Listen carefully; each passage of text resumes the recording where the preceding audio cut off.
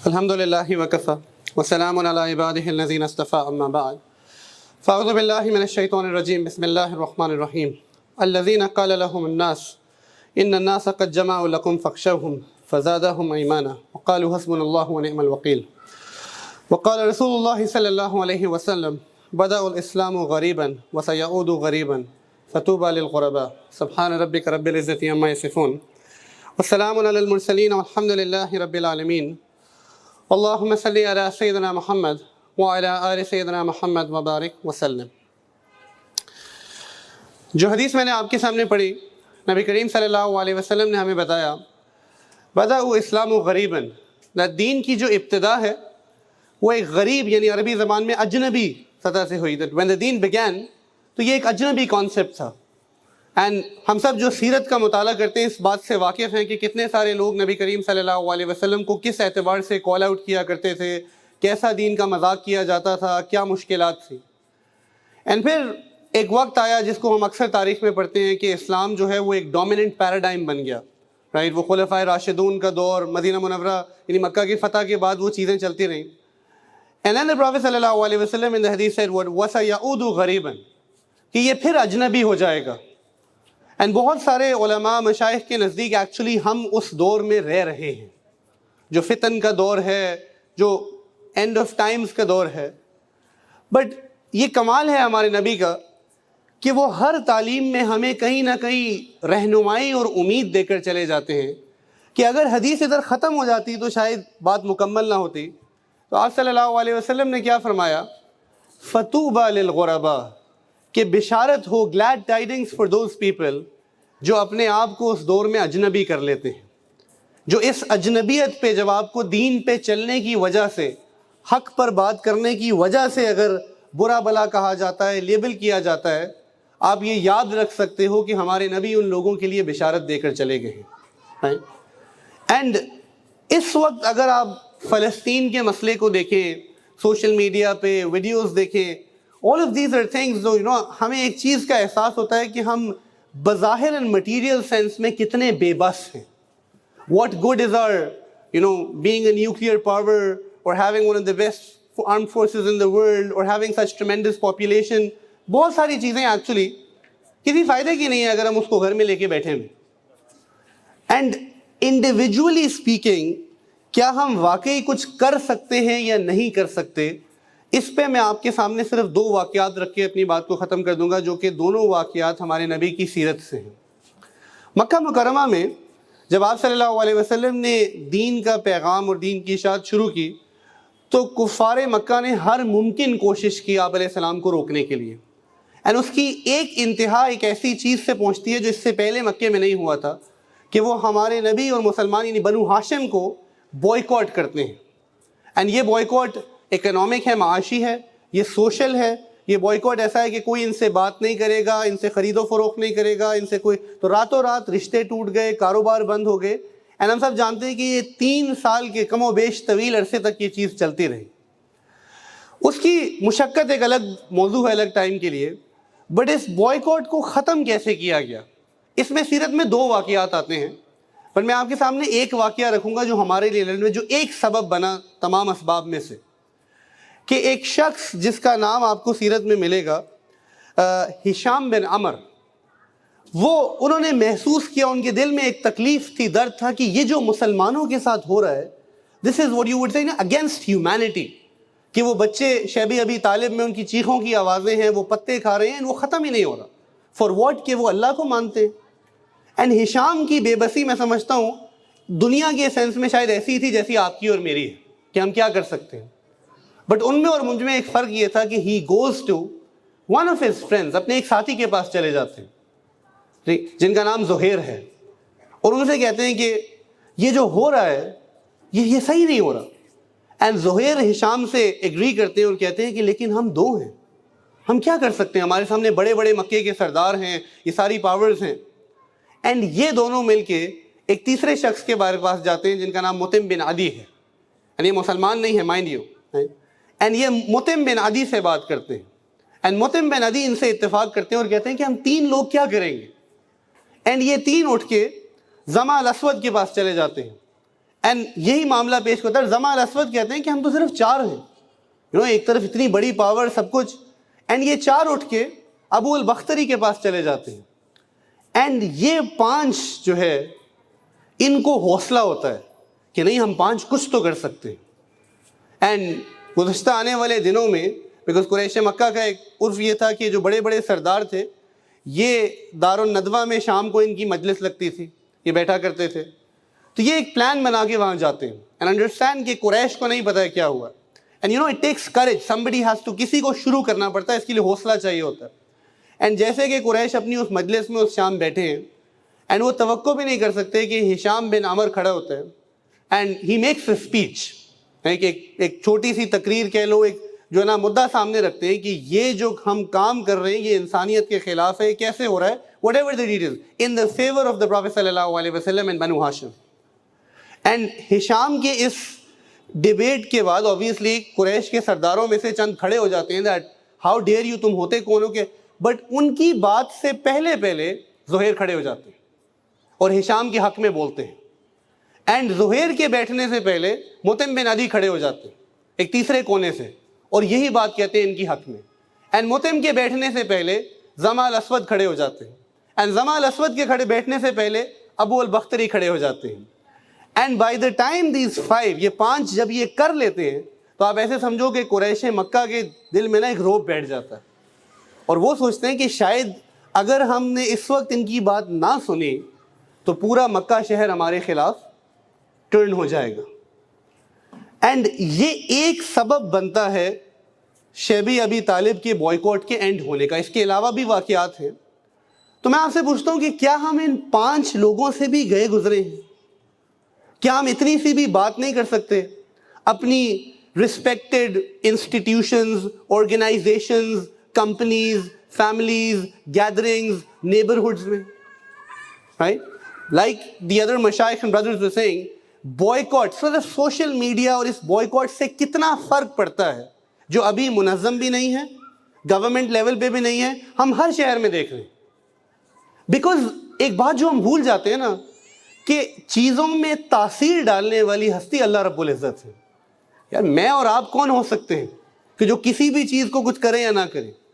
اصل تو امتحان ہر شخص کا الگ زمرے میں ہوتا ہے. یاد رکھو کہ جب بھی آپ ایسے حالات دیکھتے ہو, اس سے پہلے ہمارے پاس ایک ڈفرینٹ زمرے میں کووڈ کا پینڈیمک آیا اور ہم نے اس میں بہت ساری چیزیں دیکھی اینڈ لوگ بھول گئے کہ اصل تو اللہ کوئی مقصود اور تھا.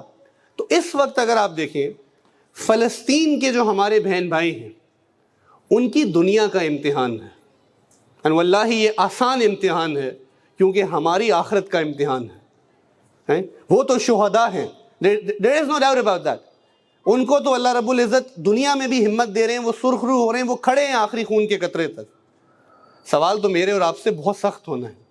اینڈ آنیسٹلی ہم میں سے بہت سارے لوگوں کو, میں اپنی بات کرتا ہوں, مجھے تو اپنا نفاق دیکھ کے پریشانی ہوتی ہے. ادھر آ کر بیان دینا, کسی سے موٹیویشنل بات کرنا بڑی آسان چیزیں ہیں, کنوینئنس کی چیزیں ہیں. بٹ ہم سب کو یہ سوچنا ہے کہ ہم نے دین کے لیے آج تک کیا کیا ہے. یہ واقعہ ابھی چند دن کے لیے روکا ہوا ہے, شاید ایونچولی سیز فائر ہو جائے, حالات میں کیا ہونا ہے اللہ بہتر جانتے ہیں. بٹ میں دین کے لیے کیا کر رہا ہوں, میں کیا چیز لے کر جاؤں گا, یہ اصل سوال ہے. بیکاز ریالٹی یہ ہے, لائک ابھی شیخ فرمائے تھے, ہماری یونیورسٹیز میں بھی پڑھاتا ہوں لاہور میں, کئی بچوں نے مجھ سے پوچھا کہ نہیں سر آپ وہ نہیں دیکھ رہے جو حماس نے کیا. اینڈ واللہ انسان کے رونگٹے کھڑے ہو جاتے ہیں کہ یہ وہ بچے ہیں جن کے کانوں میں اذانیں دی گئی, جن کو قرآن سکھایا گیا, جو پاکستان میں رہتے ہیں, مسلمان ہیں, جمعہ کی نماز شاید پڑھتے ہیں, سب کچھ دیکھتے ہیں. اینڈ اتنا ہم پست ہو گئے بطور قوم, ہماری آئیڈینٹی اتنی ختم ہو گئی ہے کہ ہمیں ابھی بھی ہم ویسٹ سے مروب ہیں. یہ جو ایک اسٹرامین تھا, یہ اسٹرامین تو نہیں تھا, یہ جو ویسٹ کی ہیومینٹی کا ڈنڈورا ہم نے اتنے سالوں سے دیکھا, اچھا انسان ہونا چاہیے. اب بتاؤ نا آج کدھر ہے اچھے انسان؟ سارے ان کے سیلیبریٹیز, بیوروکریسی, گورنمنٹس, یہ اچھے انسان ہیں جو ایسے جینوسائیڈ کو انڈورس کرتے ہیں. اور قرآن کریم ہمیں یہ چیز بہت پہلے بتا چکا ہے. تو اصل پرابلم یہ ہے کہ ہم ابھی بھی دیکھ رہے اور ہم قبول نہیں کرتے. ایک بوائیکاٹ کو لے کے اتنے لوگوں نے ابھی بھی اس میں بحث چھیڑ دی. بوائیکاٹ فقہی ایشو ہے ہی نہیں, شاید یہ ایک آئیڈینٹی کا ایشو ہے. یعنی کوک پینا حرام کوئی شاید آپ کے لیے نہیں کر سکتا. یہ آئیڈینٹی کا ایشو ہے کہ میں اس ظلم کا حصہ نہیں بننا چاہتا. نہیں جی یہ نہیں ہے, بوائے بھی نہ کریں, دعا بھی نہ کریں, فلانا بھی نہ کریں. میں کہی تو کریں کیا؟ نیٹ فلکس دیکھتے رہیں آپ کے ساتھ گھر بیٹھ کے, یہی چاہتے ہیں شاید کہ بس وہی سیلفش مٹیریل زندگی گزارتے رہیں. We have to understand جو ہمارے بس میں ہمیں وہ کرنا ہے.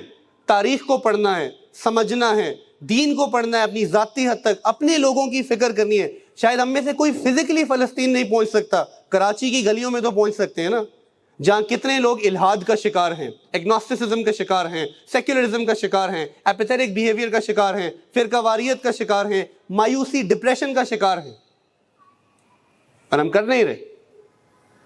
یہ رسپانس ہم سب کا ہونا چاہیے. اینڈ اس رسپانس میں ایک بات کر کے جو ہے واقعے سے ختم کرتا ہوں. آپ کو جو ایک چیز نظر آئے گی نا کہ اللہ تعالیٰ کے لیے اسباب تو کوئی چیز ہی نہیں ہے. اصل میں تو اللہ رب العزت دیکھنا چاہتے ہیں کہ ہم اپنا دل و جان کتنا پریزنٹ کرتے ہیں. میں اپنی بات کرتا ہوں, فلسطین کے لیے دعا, کون دل سے دعا کر رہا ہے ہم میں سے؟ تو قنوت نازلہ پڑھنے سے بھی قاصر ہیں ہم. اس پہ بھی لوگ فقہی ابحاث میں کوئی پڑھ جاتا ہے, کوئی کہتا ہے کیا فرق پڑتا ہے, کیا نہیں پڑتا ہے, ان کہتا ہے یعنی دل سے دعا جو مانگنے والی چیز ہے نا. میرا بچہ بیمار ہو نا تو مجھے پتا ہے کہ میں کیسے دل سے مانگتا ہوں اللہ سے. آپ صلی اللہ علیہ وسلم کی دعاؤں کی جو تاثیر ہے نا, اس میں ایک نوشن, جیسے شیخ بدر کی بات کرے تھے, میں سمجھتا ہوں وہ توکل اور ایک امید تھا کہ نہیں یہ اللہ رب العزت سے ہوگا. تو بدر سے آگے چلے جاؤ, اینڈ خندق جس کو ہم غزوہ احزاب کہتے ہیں, کہ ویئر ایسے سمجھے کہ because it's the battle of confederates, کہ پورا عرب جو حجاز ریجن ہے وہ مسلمانوں کو ختم کرنے کے لیے آ گیا. اور ریشیو پھر 1:3 ہی ہے ایکچولی. مسلمان کم و بیش 3000 سے بھی بلکہ کم ہی ہے, رائٹ. منافقین بھی باہر نکل آتے ہیں, یہودی سپورٹ بھی باہر ہو جاتی ہے, اینڈ وہ 10,000 کے قریب کا لشکر. اینڈ ایوری ٹرائب از مارچڈ. کل 8 دن میں تیاری ہوتی ہے. میں دن میں بھی کانفرنس میں ایک بات کر رہا تھا کہ جب بھی آپ تاریخ کو ریٹروسپیکٹ میں پڑھتے ہو, یعنی اس کا اینڈ دیکھ کے پڑھتے ہو نا, آپ کو بہت چیزیں سمجھ نہیں آتی. ایسے یہ بری مثال ہے معذرت سے, بٹ اگر آپ کوئی فلم کا اینڈ پتا ہو نا آپ کو, مووی کا, ڈرامے کا, تو آپ کو وہ جو سسپینس ہے وہ سمجھ ہی نہیں آتا کہ وہ نوشن کیا تھی. تو ہمیں تو پتہ ہے کہ خندق میں فتح ہو گئی, بٹ آپ مسلمانوں کی کیفیت کو سمجھو کہ 10,000 کا لشکر پھر آ گیا ہے, اور ابھی بدر احد کی چوٹ بھی ہے. اس پورے پیراڈائم میں آپ کی کل ملٹری اسٹریٹجی یہ ہے کہ آپ ایک خندق کھودتے ہیں, سلمان فارسی رضی اللہ تعالیٰ عنہ کی اس پہ, کیونکہ مدینہ منورہ ایک سائڈ پہ یہاں سے بند کیا جاتا ہے, باقی 3 نہجوں پہ حارات ہیں, والکینوک لینڈ, پتھریلا پتھر ہے. آج بھی اگر آپ دن میں مدینے کی فلائٹ لیں تو وہ کالے پتھر نظر آتے ہیں جس پہ سواریاں چڑھ نہیں سکتی. اینڈ ایک اور بوٹل نیک, ایک اور جگہ ہے جو بنو قریظہ, جو آخری یہودی قبیلہ رہ گیا ہے, وہ ہے. اینڈ ان کا مسلمانوں سے معاہدہ ہے کہ ہم داخل نہیں ہونے دیں گے. اینڈ جب جنگ میں کفار کو کوئی راستہ نہیں ملتا تو آپ سے کو کیا خبر ملتی ہے کہ اندر کھاتے یہود اور قریش مل گئے ہیں. ایک ڈیل ہو رہی ہے کیونکہ یہودیوں کو نظر آ رہا ہے کہ قریشیوں کا ساتھ دینے میں فائدہ ہے, اینڈ وہ کہہ رہے ہیں کہ ہم تمہیں راستہ دیں گے. تو آپ ایسے سمجھو کہ بیٹل اسٹریٹجکلی جو ہے نا ختم ہو چکی ہوئی تھی. مسلمانوں کو بظاہر مادی اعتبار سے نقصان اور ہار نظر آ رہی تھی. اینڈ یہاں آپ کو سمجھ آئے گی کہ اللہ سبحانہ و تعالیٰ کیسے دلوں کو پھیرنے والے ہیں. کہ ایک شخص جو مکے سے آیا تھا, مسلمانوں سے لڑنے آیا ہے, ایمان سے خالی ہے, اللہ تعالیٰ بغیر کسی بیان کے, کسی لیکچر کے, کسی چیز کے, نعیم نامی ایک شخص کو رضی اللہ عنہ بنا دیتے ہیں. وہ اسلام لے آتے ہیں, اینڈ چھپ کر اللہ کے نبی صلی اللہ علیہ وسلم کے پاس پہنچتے ہیں, اینڈ کیا کہہ رہے ہیں کہ یا رسول اللہ آپ مجھے اجازت دیں. دا فیمس کوٹ, دا وار از ٹرکری.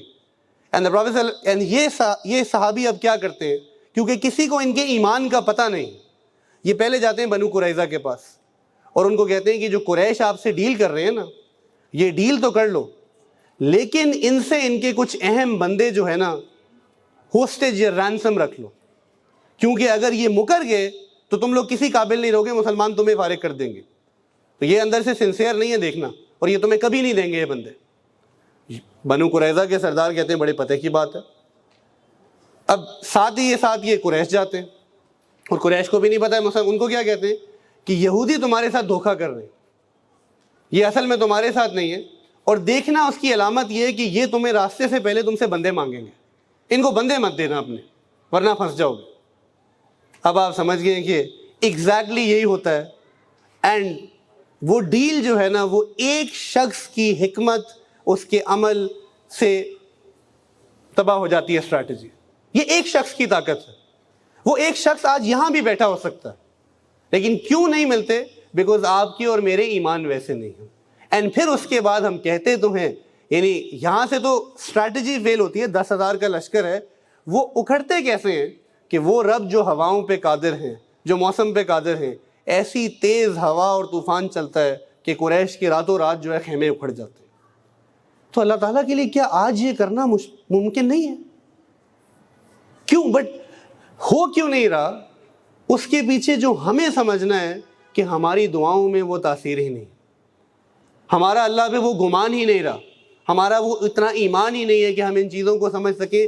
ہم اتنے مادہ پرست ہو چکے ہیں، میں کتنے لوگوں سے سن چکا ہوں کہ یار یہ کوئی فرق نہیں پڑتا بوائیکاٹ سے، اور ان چیزوں سے کچھ نہیں ہوتا، اس سے کچھ نہیں ہوتا، اس سے کچھ نہیں ہوتا۔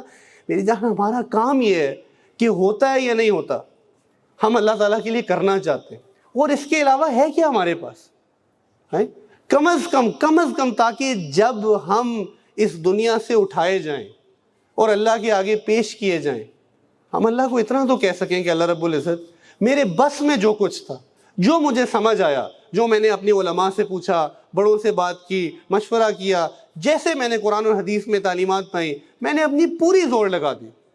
بیکاز یاد رکھو کہ ہمارے ہاتھ میں رزلٹ تو کبھی ہے ہی نہیں، اور نہ ہمیں رزلٹ کا مکلف بنایا گیا ہے۔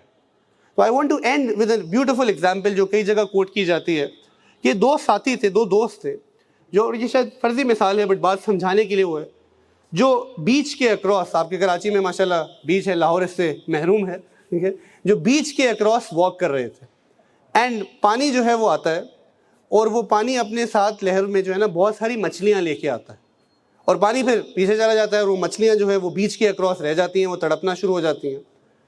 ان میں سے ایک شخص جو ہے، ایک دوست جو ہے وہ بھاگتا ہے، اور ہزاروں کی تعداد میں مچھلیاں، ایک ایک مچھلی کو اٹھا کے پانی میں واپس پھینکنا شروع کر دیتا ہے۔ تو یہ جو دوسرا شخص ہے، یہ اس کو دیکھ کے ہنستا ہے اور کہتا ہے تم کیا کر رہے ہو؟ اس سے کیا فرق پڑتا ہے؟ تم کوئی فرق نہیں، you'll never be able to make a difference۔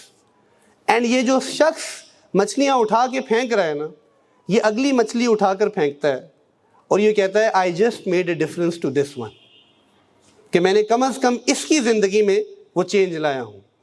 تو یاد رکھیں، in the grand scheme of things we might lose the war but we can win the battle۔ And میرے آپ سے وہی سوال ہونا ہے کہ ہم نے اپنی کیپیسٹی میں کیا کیا تھا۔ یعنی we have to stop waiting کہ علماء کچھ کریں گے، حکومت کچھ کرے گی، یہ کچھ کرے گی۔ ہمیں کرنا ہے، ہمیں اللہ سے مانگنا ہے کہ اللہ آپ مجھے اس دین کے لیے قبول کرے، دین کی دعوت کے لیے، اقامت کے لیے، اشاعت کے لیے۔ یہ جتنے بھائی یہاں بیٹھے ہیں، کاشف بھائی بیٹھے ہیں، میرا ان سے تھوڑا بہت تعارف ہے، ٹرائب ہے، اتنے آپ کیوں سوچتے ہو کہ کوئی الگ مخلوق پیدا ہوئی تھی؟ ان کو کیا ضرورت ہے اتنا ایونٹ کرانے کی، اتنی ایفرٹ کرنے کی؟ بھی گھر پہ بیٹھ سکتے تھے، تو آپ بھی کر سکتے ہو سارے۔